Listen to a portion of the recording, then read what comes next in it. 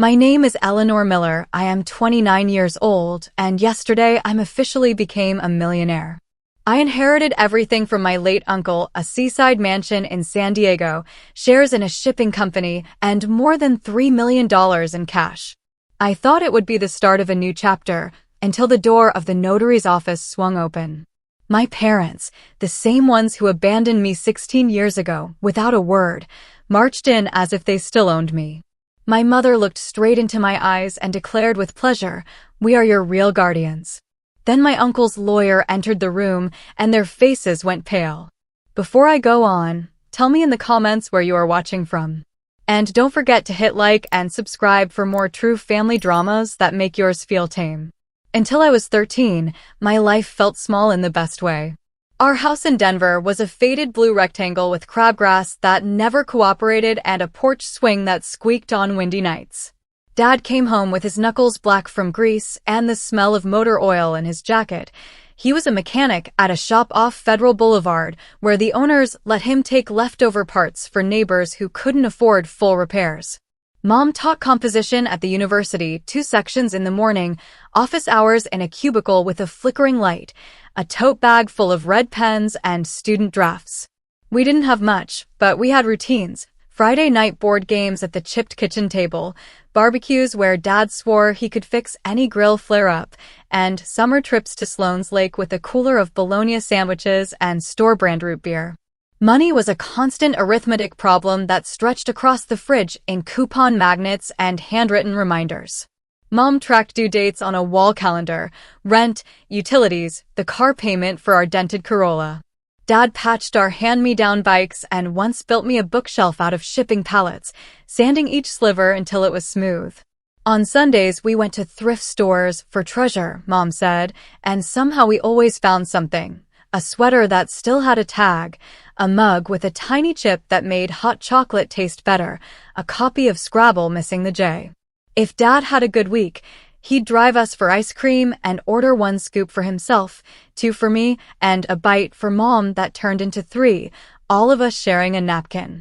The first crack looked harmless.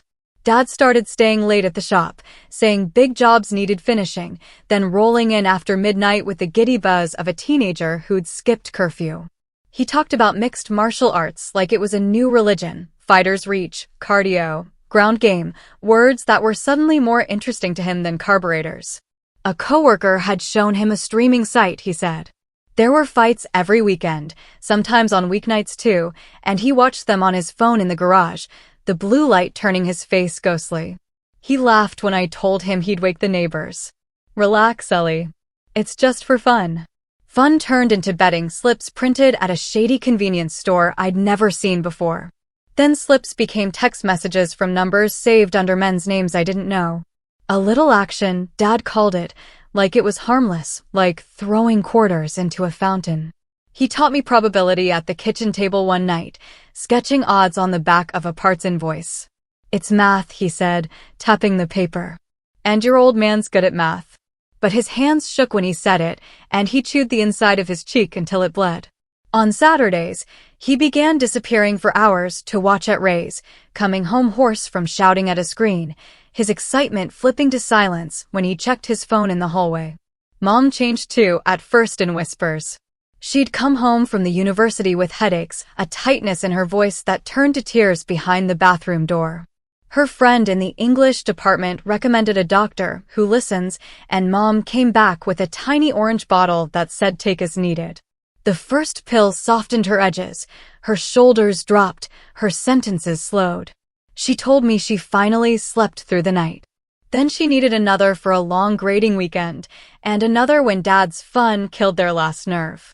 Soon she had 2 bottles with 2 pharmacies, and then 3.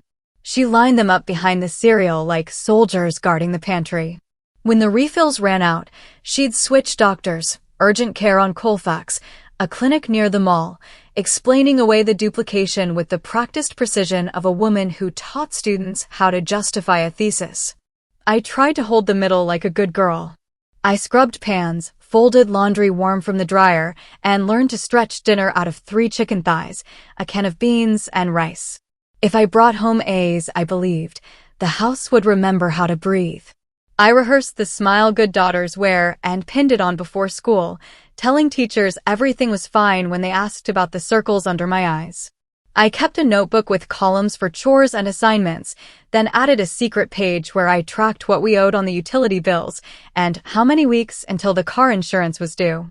On payday, I hid $20 bills in a copy of Little Women on the pallet shelf Dad built. One afternoon, the bills were gone. "I'll put it back," Dad said, not meeting my eyes. "You know I will." The fights grew louder than the TV. When Dad won, he swaggered, splurged on takeout, made jokes. When he lost, the house flinched. He hawked his favorite socket set and said he'd buy a better one after a sure thing paid out. He promised Mom it was temporary, that he could stop anytime, but his phone kept vibrating with numbers he wouldn't answer until he was outside. I heard the edge creep into those calls: payment, deadline, last chance. Mom stared at the sink while they talked, her hand sliding toward the orange bottles. She started canceling classes, emailing students from her phone in one-line sentences that sounded unlike her. "I'm not feeling well." Syllabus adjusted. Read Chapter 7. What had been our backyard, smoke, laughter, Dad's certainty about meat temperatures, turned into a place I avoided because it smelled like his new friends. Men came over who never took off their hats. They stood in the garage with him and argued about fighters I'd never heard of. One night, I peeked through the door and saw a laptop propped on a toolbox, the screen showing two men grappling while a live chat scrolled by. Wads of cash changed hands like playing cards. Someone clapped Dad's shoulder hard enough to make him stumble. I closed the door quietly and washed my hands for no reason. Mom's dependence dulled her into someone who floated through rooms without seeing them. I would find the oven still on hours after dinner, the casserole edges blackened while she dozed on the couch with a book open on her chest. The book never changed pages. She wore her campus ID on a lanyard to the grocery store, forgetting to take it off. Once, I came home to drink water at the kitchen and a pot burned through on the stove. She cried and said the timer hadn't rung. She started keeping the blinds closed. When Dad criticized her for being checked out, she whispered, "I'm trying," and took another pill because trying hurt. At school, I poured my panic into neat handwriting and perfect attendance. I joined the math club, the yearbook, anything that kept me in fluorescent-lit rooms with adults who smiled. Mrs. Schaefer, the counselor, asked if I needed to talk. I told her I was fine, that Denver weather just made me look tired. I kept a spare toothbrush in my backpack for mornings when the bathroom was occupied or I couldn't bear to wake Mom. For my 13th birthday, I baked my own cake from a box and cleaned the frosting off the beaters, waiting for Dad to come home. Mom sang to me, soft and breathy, then forgot the candles were still lit and left them burning on the counter while she phoned in sick for the next day. The night I understood that being good wouldn't save us came with the sound of something breaking. I was doing homework at the kitchen table when Dad exploded over a loss, a small glass flying against the wall and shattering into stars. He swore that the ref was blind, that the fighter had been robbed, that the world was rigged against him. Mom reached for the bottles. I reached for the broom. When I bent to sweep, I saw my own face reflected in 1,000 jagged pieces and thought, absurdly, about turning in my history worksheet without smudges. I went to bed with the smell of whiskey under my door and the thin hope that if I woke up early enough, I could make pancakes and erase the night. Morning didn't care. The grease stain on Dad's jacket didn't either, or the empty orange bottles in the recycling bin, or the voicemail blinking on our landline from a number labeled unknown. I thought excellence could be a rope I threw to both of them, something sturdy enough to pull us all back. But I didn't know yet how fast a family can unravel when the knots are cut from the inside. It was a cold November morning. I woke before my alarm because the house was too quiet, no kettle clicking on, no radio murmuring from the kitchen, no soft thud of my mother's slippers. The air had a hollow sound, as if someone had opened a door and let all the noise escape. My room looked the same at first. The thrift store dresser, my backpack leaning against the pallet bookshelf Dad built, the sweatshirt I'd left on the chair. But when I stepped into the hallway, the quiet changed from peaceful to wrong. My parents' bedroom door was open. Drawers were pulled half out, socks hanging like flags. The closet gaped with dark spaces where jackets used to be. On Mom's vanity, the ceramic dish that held her earrings was empty, a ring of dust marking where it had sat. I called out Mom. Nothing. Dad? The bathroom light was on, but no one was there. The mirror was dotted with toothpaste flecks, the glass still warm from someone's breath. I checked the laundry room, hamper empty, detergent cap unscrewed and left on its side like someone forgot to finish something and never came back.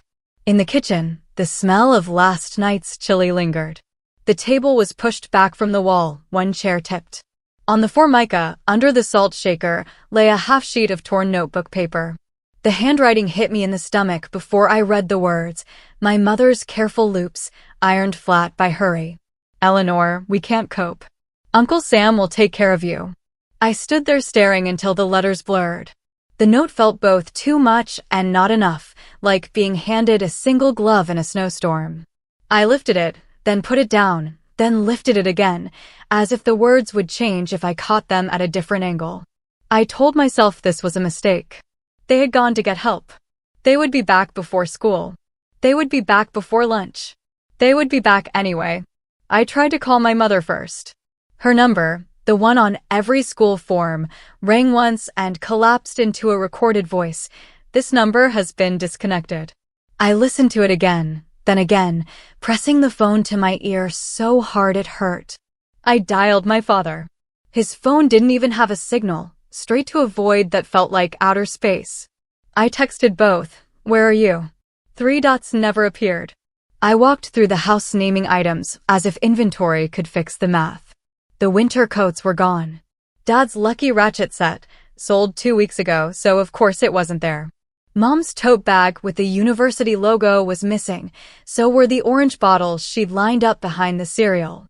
In the bathroom, the blue toothbrush she used was gone, mine still in its cup like a child waiting after class.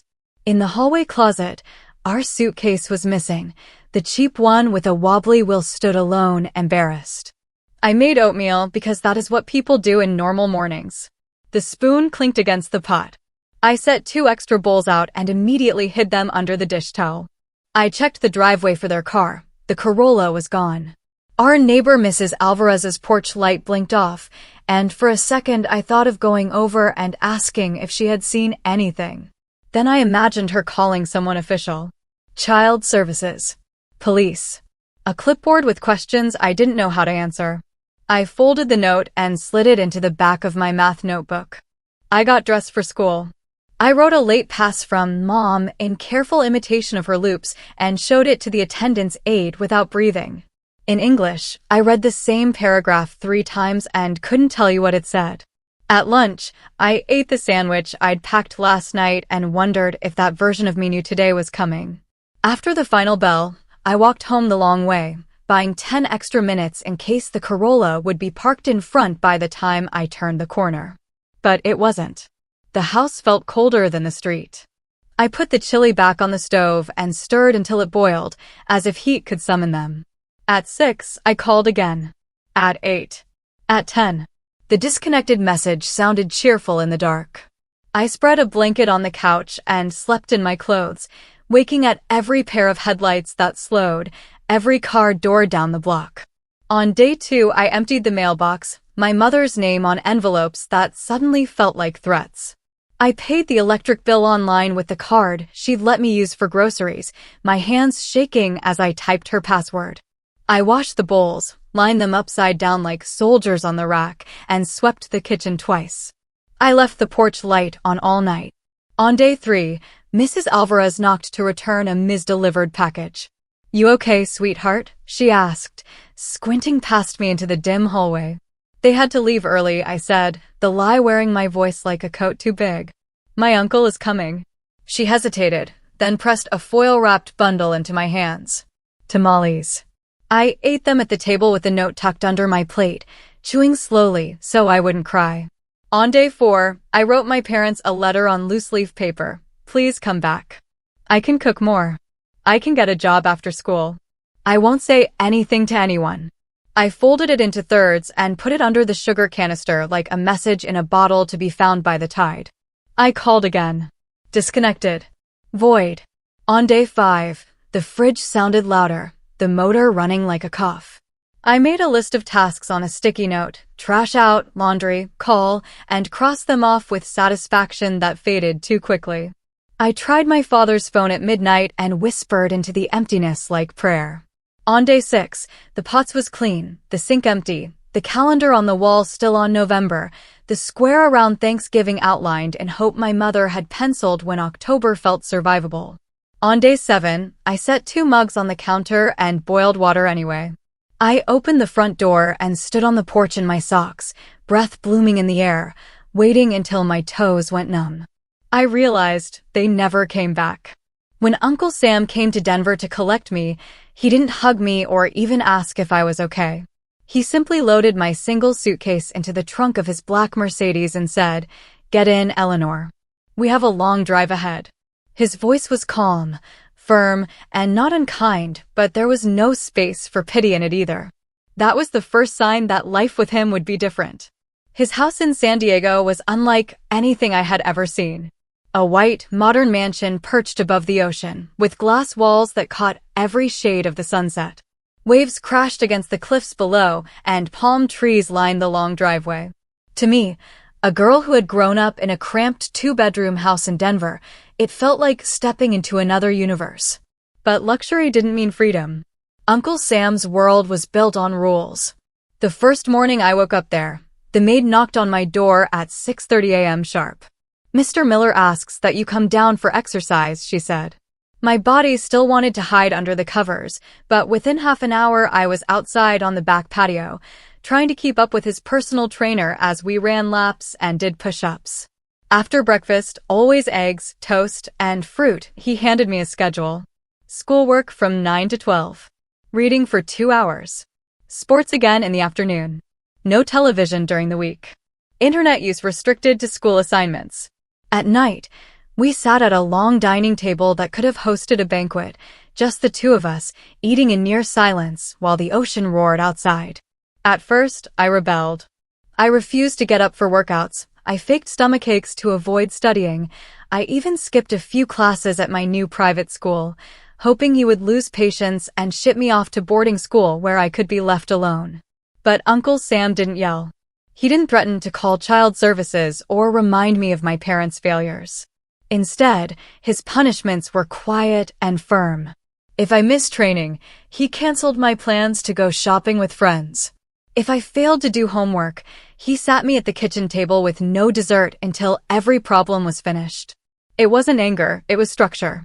And it was so different from the chaos I had grown up with that at times it infuriated me.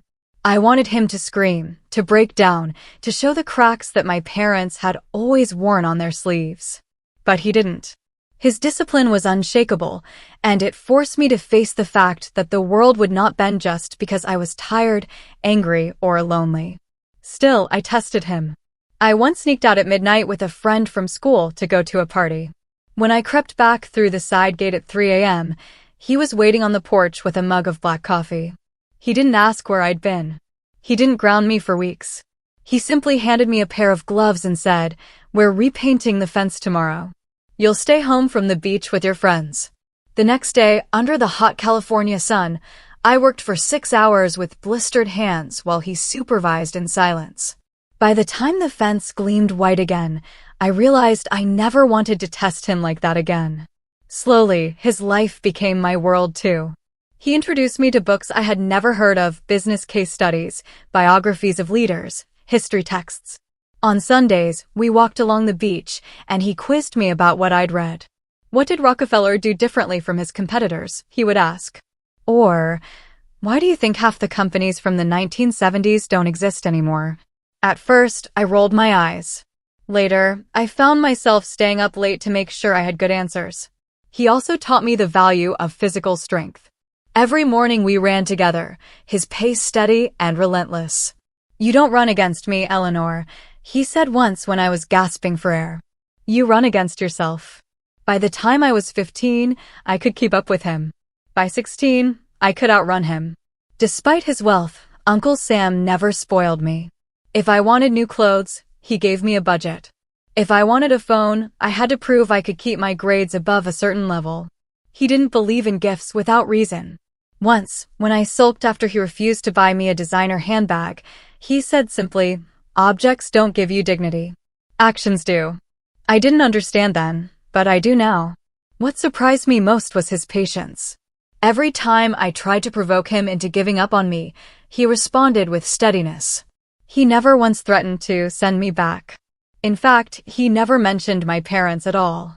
It was as if they had disappeared not just from my life, but from his thoughts too. At night, lying in my huge bedroom overlooking the Pacific, I sometimes cried quietly, missing the chaos of Denver, the sound of my mother's laughter before it turned brittle, the grease on my father's hands before gambling swallowed him whole. But every morning, Sam's schedule pulled me back into his world. Slowly, without realizing it, I began to crave that order. It was the only thing that kept the fear away. By the time I turned 17, I stopped rebelling. Not because I had become obedient, but because I realized his structure gave me something my parents never could: stability.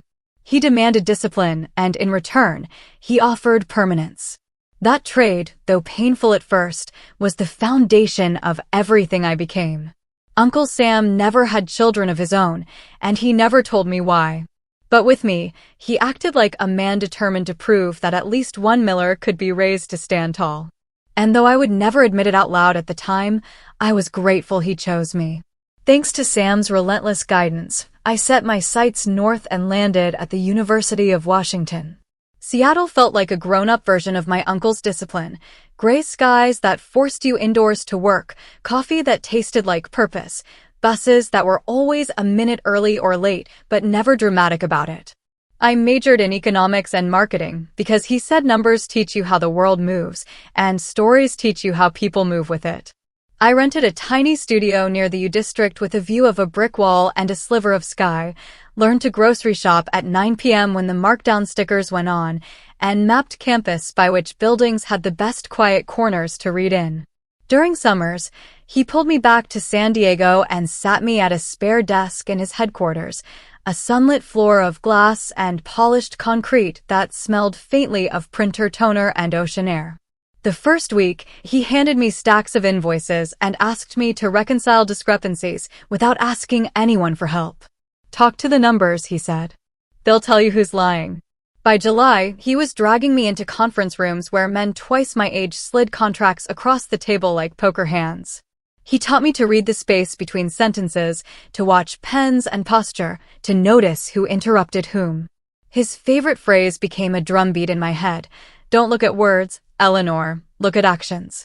If a vendor praised our partnership but delayed a shipment twice, the contract changed. If a manager promised to improve but kept showing up late, they were moved or replaced. He never raised his voice. He let calendars and outcomes do the talking. I started keeping a notebook in my bag with 2 columns: what people said and what they did. The distance between those columns turned into my private measure of truth. We still fought. In freshman year, when I floated the idea of switching to journalism, he shut it down with a look. He wanted brand names, polished resumes, a path that would open doors before I knocked. "You'll thank me," he said after forwarding an internship posting that expected a 3.8 GPA and volunteer work in a place no bus reached. "I just want a normal life," I snapped on the phone, pacing my dorm hallway past quiet doors and empty pizza boxes. "Classes, friends, a job that doesn't eat me alive." He was silent a long time. "Normal is expensive," he said. "It charges interest." I tried to prove him wrong by joining clubs that had nothing to do with business. I volunteered at a campus pantry, stocked shelves, learned the smell of bruised bananas. I took an art history elective and got drunk on color slides in a dark lecture hall, feeling the sweet rebellion of caring about something that didn't turn a profit. I dated a boy who wore thrifted flannels and believed capitalism could be redeemed if everyone composted. When Sam visited, the boy shook his hand and called him sir, and Sam smiled thinly as if he'd bitten an olive and hit the pit. But then summer came again, and I returned to the office where the carpet never frayed and the conference water was poured from bottles with labels I couldn't pronounce. He let me sit in on negotiations with port officials in Long Beach and with a warehouse union rep who carried the weight of 300 families in his voice. Afterward, Sam would debrief in the car, the way other families talked about movies. "Did you catch the moment the rep shifted from demands to conditions?" he asked one afternoon at a red light. That's when he was ready to deal. I learned to analyze reports until they told me stories. Fuel costs rising like a fever, a customer's order stuttering before they quit us, an internal team arguing through expense codes.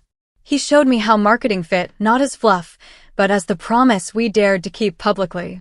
We tested campaigns with small budgets, watched click-throughs like heart monitors, killed what didn't move the line. The first time one of my A/B copies outperformed the agency's, he didn't congratulate me. He forwarded the results to the team with a single sentence: "Follow Eleanor's variant." It meant more than any praise. Our worst argument happened junior year, when he insisted I take an honors seminar that would position me for a coveted fellowship. I had already signed a lease with friends for a cheap summer in Seattle, cafes, a farmer's market job, the luxury of time. He called during finals week. "You're coming home," he said. "There's work here worth more than a few lazy months." I remember shaking, a nasty mixture of rage and exhaustion. "You never ask what I want," I said. "You just assign me to your life." For once, he came up to Seattle. We sat in a coffee shop near campus while rain stitched the windows. He watched me for a while, then said, "You think I'm making you like me?" I didn't answer. He took off his glasses and rubbed the bridge of his nose. "Maybe I am, but not because I like control. Because I know what we came from." He told me then what no one had ever said out loud, that my father had been bright and capable but bitter, the younger brother to a man who built something from nothing and couldn't stop building. He said my father loved my mother, loved me, but hated waking up every day in the long shadow of another man's name. "Jealousy is a hunger that eats whatever it touches," Sam said. When the betting started, it wasn't about money. It was about winning a private war I didn't even know he was fighting. I stared at the table, at the ring his cup had left like a dark moon. "So you knew?" I asked. He nodded once. "I sent him money to cover a debt, thinking it was the last time. It never is." I stopped when I realized I was feeding the beast. He looked at me then, really looked, like a man choosing a word he couldn't take back. "I am hard on you because softness almost killed our family. If you want a normal life, earn it so no one can take it." The fight died in me with a tired sigh. I took the seminar. I spent that summer in San Diego again, balancing spreadsheets and sunlight, learning to shake hands without apology. When I returned to Seattle for senior year, I carried two things that didn't fit in my backpack: the weight of my father's secret and the steadiness of a woman who finally knew why the rules mattered. 2 years ago, Sam coughed through breakfast. Not the kind of cough you blame on coffee going down the wrong pipe, but a dry, persistent knock that kept interrupting his sentences. He waved me off, air conditioning, and left for the office anyway. By the end of the week, he was short of breath walking from the garage to the front door. I booked an appointment. He rolled his eyes and went to keep me quiet. The scans arrived like a storm front, a small white bloom on the screen, the oncologist's voice careful and professional, the words forming a chain that pulled us into a different life: biopsy, staging, treatment plan. Lung cancer. He didn't ask, "Why me?" He asked for the schedule. The first cycle of chemo started on a Monday. I set up a pill organizer the size of a chessboard, labeled thermoses for water and ginger tea, learned which snacks soothed the nausea and which were lies. I kept a binder of every lab result in a neat stack on the counter and color-coded the calendar on the fridge. The house that had once pulsed with early mornings and ocean runs turned into a quiet ward: soft slippers, low lights, blankets folded and refolded. Work shrank but never vanished. He insisted on taking calls from a recliner turned toward the sea. Managers came by with weekly reports. I acted as the gatekeeper, ushering them in, measuring their faces for worry or opportunism. "Don't look at words, Eleanor, look at actions," he would still murmur after they left, even when his voice was hoarse. Actions then meant who carried an extra spreadsheet, who followed up at midnight, who sent flowers instead of covering a missed deadline. I learned more about people in those months than in any negotiation room. Treatment days were their own weather. We packed a tote book, headphones, a wool cap I knit badly but proudly. The infusion center smelled like antiseptic and lemon candy. Nurses taped a warm pack to his arm before the needle went in, and I learned to read the monitors the way sailors read the horizon. Sometimes we talked about nothing, old TV shows, the best taco stand between here and La Jolla. Sometimes he closed his eyes and I watched the drip, imagining each drop as a tiny soldier fighting a war I could not see. There were good weeks when he craved pancakes and wanted to drive along the coast. We'd sit at a pullout above the water with the windows down, salt air in our mouths, and he'd point at cargo ships moving like slow beetles along the blue. "Every box has a promise in it," he said once, voice steady. "The world runs because someone kept theirs." Then there were bad weeks when sleep pinned him to the mattress, and I counted his breaths at 3 a.m., afraid to blink. I found a rhythm: laundry, soup, appointments, invoices, quiet jokes to keep the room from sinking. He hated pity and refused grand speeches, but illness stripped life to essentials and some things slipped through. One night, after I helped him back from the bath and tucked the blanket around his legs, he touched my wrist with fingers that had held the weight of his companies like a steering wheel. "You have become like a daughter to me," he said slowly, each word chosen, one I never dared to have. And it was the best decision I ever made. I nodded because if I spoke I'd cry, and he couldn't stand tears. I went to the kitchen, ran the faucet, and let the water hide the sound in my throat. We made practical arrangements because he believed love proved itself in logistics. He taught me which accounts to watch, which captains gave honest numbers, which lawyers answered on weekends. He wrote notes in his precise block letters and left them in a drawer labeled simply later. I hated that word and clung to it anyway. Later felt like a thin rope tied around a cliff. In his last months, the house became very small. We moved his bed to the room with the best ocean view. Mornings, I opened the blinds to let the light walk across his hands. Afternoons, I read to him from the business biographies he loved until he fell asleep mid-chapter, and I turned the page without a sound. When he was awake, we watched pelicans skim the water, and he critiqued their formation like a CEO reviewing a fleet. On good days, he ate half a peach. On bad days, he waved away the spoon. I learned that love sometimes looks like sitting very still. He died in his sleep on a Tuesday just before dawn. The sky was gray, the kind that smooths every edge. I found him with his mouth slightly open, as if he were about to make a joke about the coffee. I sat on the edge of the bed and held his hand until it cooled, then called the hospice nurse the way we had planned. The practical steps came like a script I had memorized: phone calls, signatures, the careful lifting of sheets. I stood in the hallway with my back against the wall while strangers carried him past the framed photos of his ships. The house was too quiet to hold the shape of him. The funeral filled a chapel near the harbor. Men in suits, women in navy dresses, faces I knew from meetings and faces I had never seen. A receptionist cried when she said he always remembered her birthday. I wore a black dress that didn't fit right and carried tissues I didn't use because I was afraid if I started, I wouldn't stop. After the service, we walked to the water and the wind lifted our hair like hands. Someone from the warehouse put a single wrench on the memorial table, polished until it reflected the sky. People told me 100 versions of the same sentence: "He changed my life." I nodded and thanked them and tried not to look at the empty space where he would have stood, arms crossed, pretending not to be moved. Only when the crowd thinned and the caterer began stacking white plates did the truth land with its full weight. I had lost the only person who had always been there for me, the one who made rules feel like safety and promises feel like a floor you could stand on. The ocean kept moving. The ships kept their routes. I stood on the pier, wind in my face, and tried to believe that I could too. The reading of the will took place in a downtown office with windows that looked toward the harbor, the glass streaked by marine fog. In the lobby, a wall clock clicked with the slow, patient rhythm of paperwork. I arrived early and sat on a leather chair that swallowed me whole, hands folded, phone face down.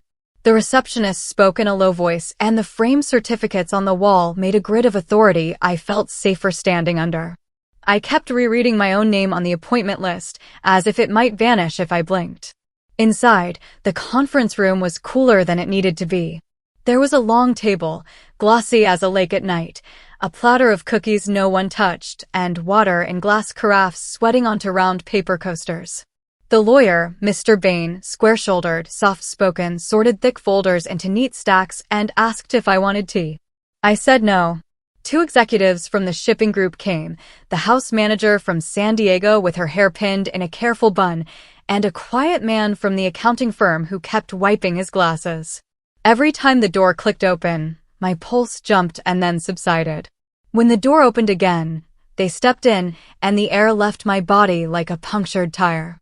My father first, taller than I remembered, but diminished somehow, shoulders rounded, hair thinned to a gray salt, the leather of his jacket scuffed white at the elbows. Behind him, my mother, smaller, her cheekbones sharp as parentheses, lipstick too bright against a face the color of paper. They looked around like tourists who had arrived late for a tour and didn't want to admit it. Eleanor, my mother said, as if my name were a fragile object she was afraid to drop. She tried a smile that never reached her eyes. We have been looking for you all these years. The sentence hovered between us like breath in cold air. My father added, hard to find you, with a helpless shrug he must have practiced in mirrors. He reached for the back of a chair, then thought better and let his hand hang there, fingers twitching. I couldn't move. My mouth was dry enough to crack. Somewhere behind me, a pen rolled and fell, and I flinched. I wanted to ask 100 questions that all began with the same word, why, but the lawyer cleared his throat, and the script pulled forward without me. If everyone is here, Mr. Bain said, glancing briefly from me to them and back again, we'll begin. They sat. My mother chose a chair across from me and placed her purse on the table like a shield. My father sat beside her and studied the condensation on the water carafe as if it might offer a way out. The house manager folded her hands. The executives straightened the edges of their folders. I watched the lawyer's lips as if the shape of each word might predict its landing. He started with formalities, Sam's full name, the date of execution, revocation of prior documents. The legal language made a careful fence around the life I had lived, posts hammered deep so no wind could lift them. As he read, my parents arranged themselves. My father's knee began to bounce. My mother touched her hair and slid her wedding ring around her finger with a soft metal click. Then Mr. Bain turned a page and the air changed. He read a paragraph about specific bequests, then lifted his voice slightly for the dispositive clause. All property and assets go to Eleanor Miller. The sentence seemed to travel across the table and settle in my lap. For a second, no one breathed. Then I looked up and saw it, the moment their faces woke with a light that wasn't love. My mother's pupils narrowed. My father's mouth lifted at the corner as though someone had whispered a joke only he understood. Their eyes lit up with something bright and ugly, a quick flare you could mistake for joy if you didn't know the difference between the sun and a match head. After that, everything grew louder. The clock in the hall, the scratch of a pen, the chair leg that squealed against the floor when my father adjusted his angle toward me. He cleared his throat. Well, he said lightly, as if we had just received the weather report, that simplifies things. My mother found her voice. Sweetheart, she said, the word shaped as if she had never stopped using it, we can finally be a family again. We have so much to talk about. I stared at the walnut grain in the table and thought of the kitchen note all those years ago. We can't cope. Uncle Sam will take care of you, and the 7 days I waited in a house that smelled like chili and old promises. Mr. Bain continued, executors, taxes, timelines. My parents began nodding at phrases they didn't understand. Every time the lawyer said my name, my father said right softly, as if assisting. My mother opened her purse, removed a tissue, dabbed at eyes that were not wet, and placed the tissue carefully beside the platter of untouched cookies. When the formalities ended, people stood. The executives offered professional condolences. The house manager squeezed my shoulder. The accountant murmured about next steps. My parents remained seated as if anchoring the room. When we were finally alone with the lawyer, my father leaned forward, elbows on knees, body language of a man about to solve a problem. We've been worried about her, he said to Mr. Bain, not to me. Handling all this alone at 29? It's a lot. She could use guidance. Yes, we're her family, my mother added quickly. We should help with decisions. It's what we've always wanted. She smiled at me then, too quickly. We can move in for a little while, get things in order. The house is so big, it must be lonely. Lonely?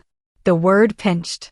I pictured the ocean room where I had held cups of tea to Sam's lips, the drawer labeled later, the silence that followed the vanishing of his breath. I kept my eyes on the table. Mr. Bain, bless him, did not change expression. I will be advising Eleanor, he said evenly. She will decide what support she wants. We just mean, my father persisted, a polite laugh nudging the edge of impatience, that there are practical matters. Property taxes, maintenance, investments. Houses on cliffs slip, you know. One storm, and he snapped his fingers softly. Poof. My mother nodded, tapping her manicured nail on the folder in front of her as if testing its ripeness. Of course, she said, this isn't about money. Then, too quickly, but we should make sure her accounts are structured properly. Safer to consolidate. Family accounts are best. The word family landed on the table and froze there like a spill she expected me to mop up. In the hallway, after Mr. Bain excused himself to fetch another document, my parents closed the distance. My father slipped between me and the door as if to keep me from drifting out with the tide. He lowered his voice. Kiddo, this is your second chance. Ours too. Let's do this right. My mother touched my sleeve. Her perfume was different, sweeter, almost sticky. We'll make plans, she said. Tonight. Dinner at that place by the water? We can talk about the San Diego house and your uncle's companies, and she smiled, triumphant as a child who had found the biggest Easter egg, bank accounts. Mom, I said, the word unfamiliar in my mouth. It came out soft, almost polite, and she brightened at the sound like a plant finding a sunbeam. They followed me to the elevator anyway. My father talked as we watched the numbers descend. You need a strong hand on the tiller, he said. I can step in. Just at first. Vendors try to take advantage when they smell transition. He didn't say grief. He didn't say absence.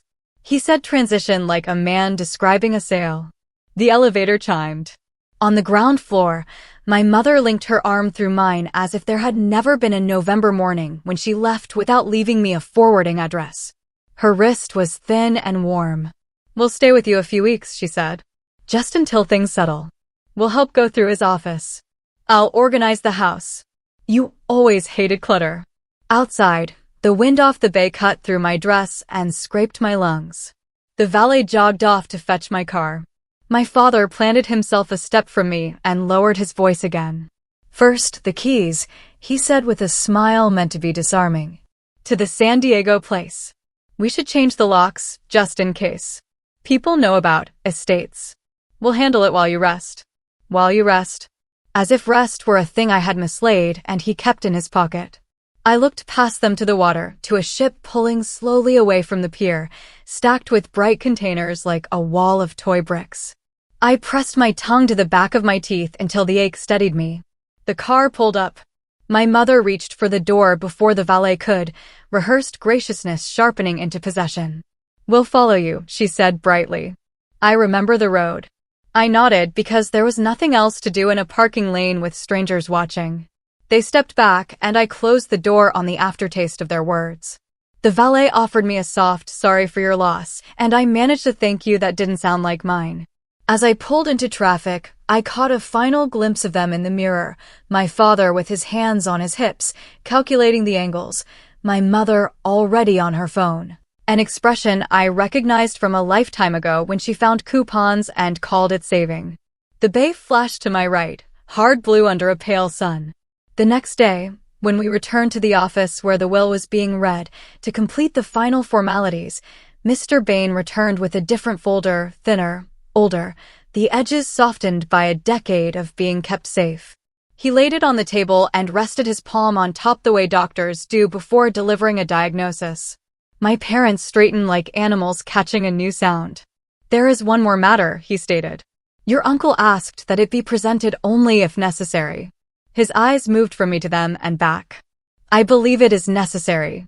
He undid the metal prongs and lifted out the first document, a certified court order embossed with a raised seal. The paper looked ordinary, but it seemed to tilt the room. 10 years ago, he said, Mr. Samuel Miller petitioned the court and was granted an adoption. He adopted Eleanor as his daughter. Silence. The word hung there, bright and impossible. My mother blinked as if she had been slapped by light. That's absurd, she said, too quickly. You can't just, she already has parents. Adult adoption is recognized by the state, Mr. Bain replied, his voice as level as a horizon. Eleanor was 19 at the time. Her consent is recorded here. He turned the page. There it was, my signature in looping 19-year-old ink. The date blurred.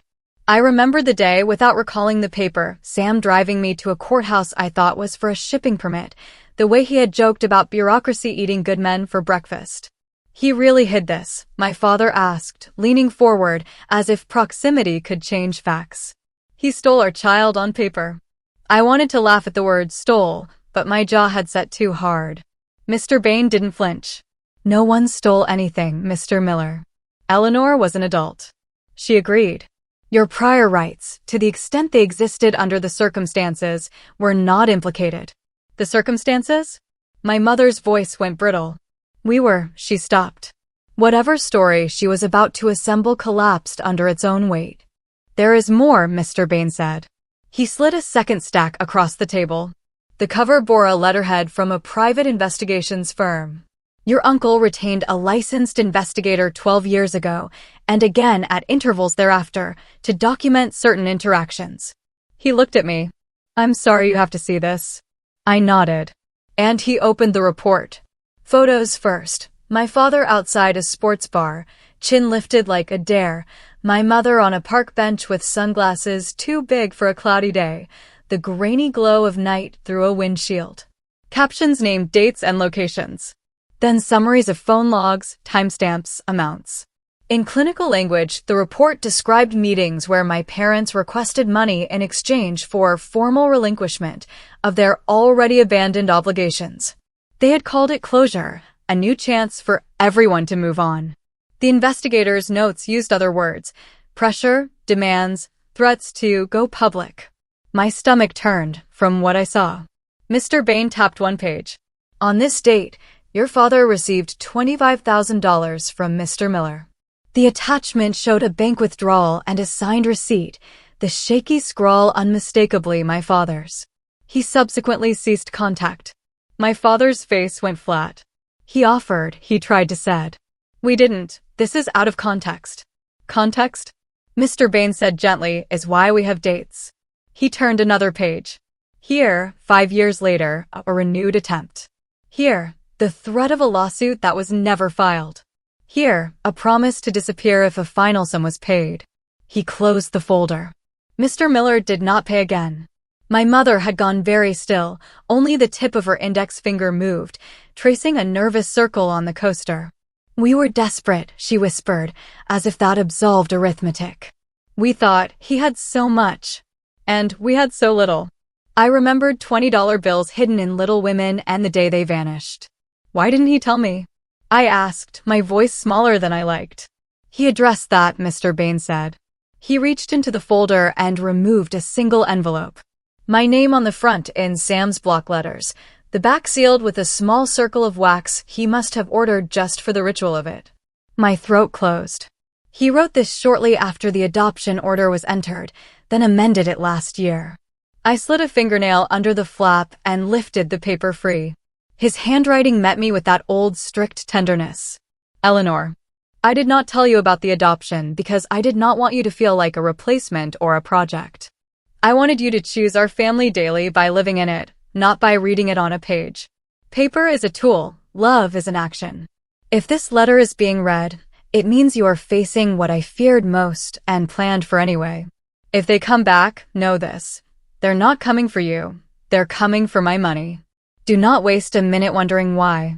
Stronger people than us have been broken by other people's hungers. Keep your promises.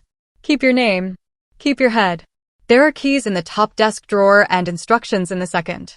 You already know the rest. Sam. I read it twice, the second time slower, because grief had a way of swallowing nouns. My fingers shook, and I pressed them to the cool table to steady them. Across from me, my mother's mouth opened and closed like she was looking for oxygen. "This is a lie," my father said, and I heard the old familiar flair under the words. He poisoned her against us. He had money, we had nothing. Of course, he could write anything he wanted and call it truth. Mr. Bain folded his hands. "There are contemporaneous records, witnesses, court orders, your daughter's signature. Whatever your feelings, the law is clear." "She's our blood," my mother said softly, turning toward me at last, deploying the only argument left in a hollow arsenal. "And you can't erase that." I slid Sam's letter back into its envelope and tucked it into my bag like a spine. "What happens now?" I asked. "Now," Mr. Bain stated, "we proceed as the will instructs. The estate passes to you. The companies continue under your authority. There are security protocols we will implement immediately." He glanced, not unkindly, at my parents. "There are no roles for third parties unless you wish to create them." My father stood, shoving the chair back with a squeal that set my teeth on edge. "This isn't over," he said, voice low. "You think a piece of paper can bar us from our own daughter? We'll see about that."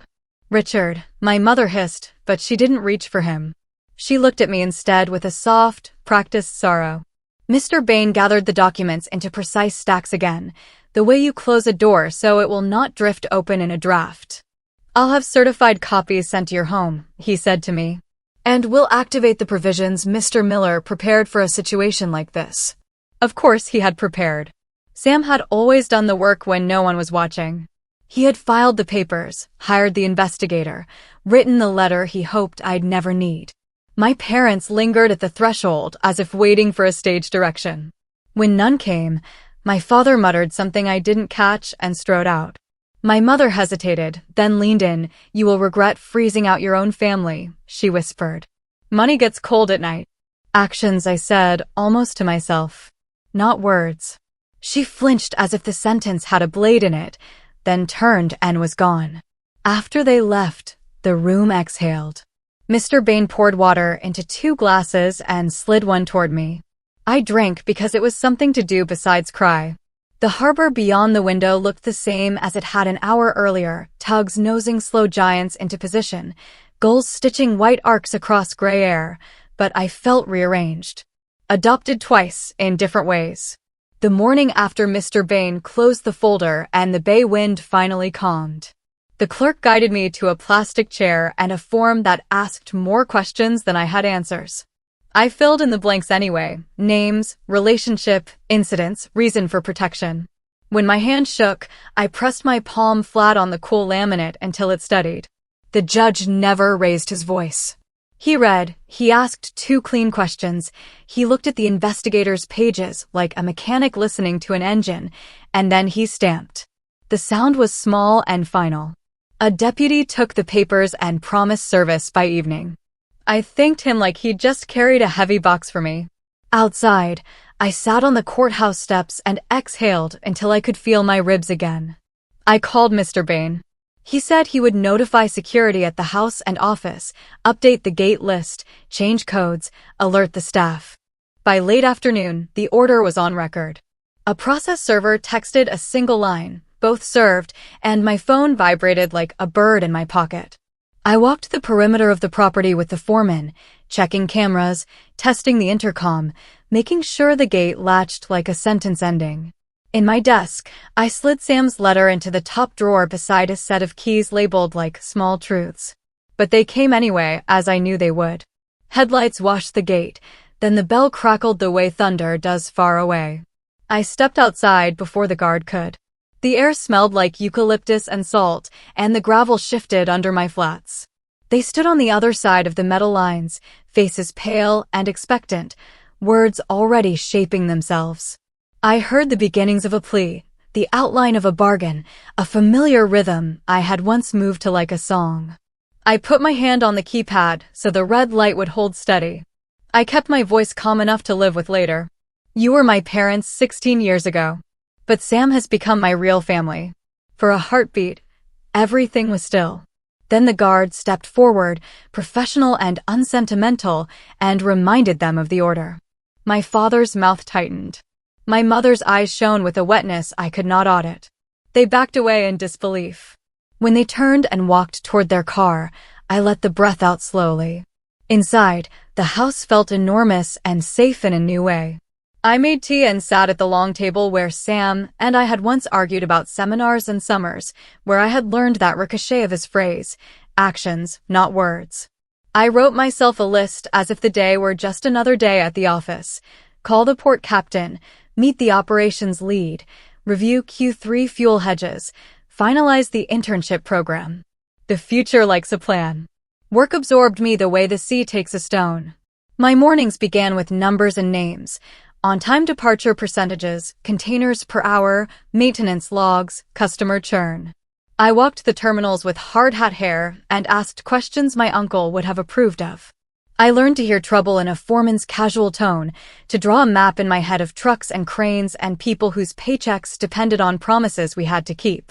When an executive pitched a glossy rebrand, I asked about the bottleneck at Berth4.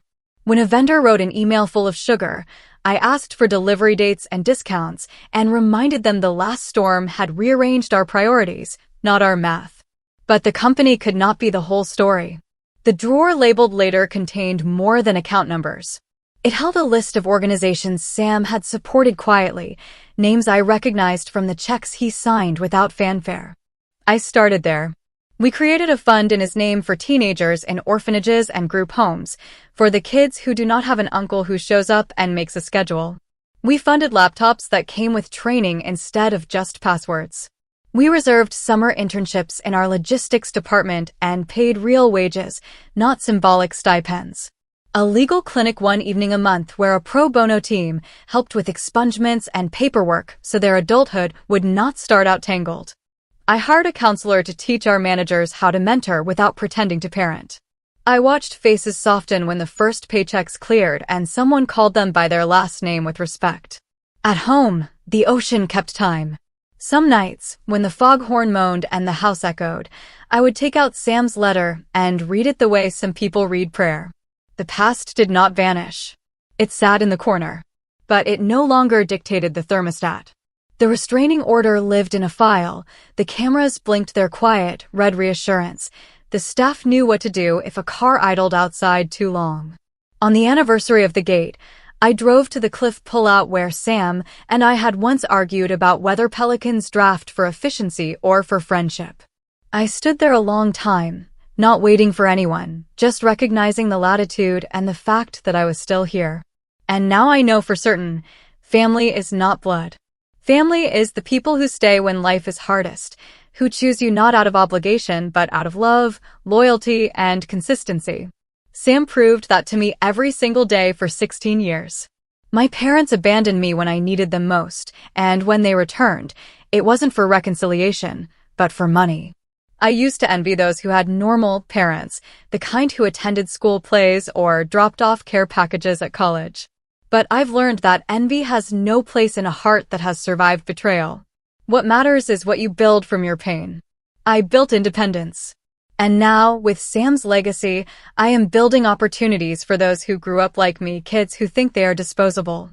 Every morning when I unlock the office doors, when I sit with the young people I sponsor, when I watch a container ship glide away from the port, I hear Sam's words echo.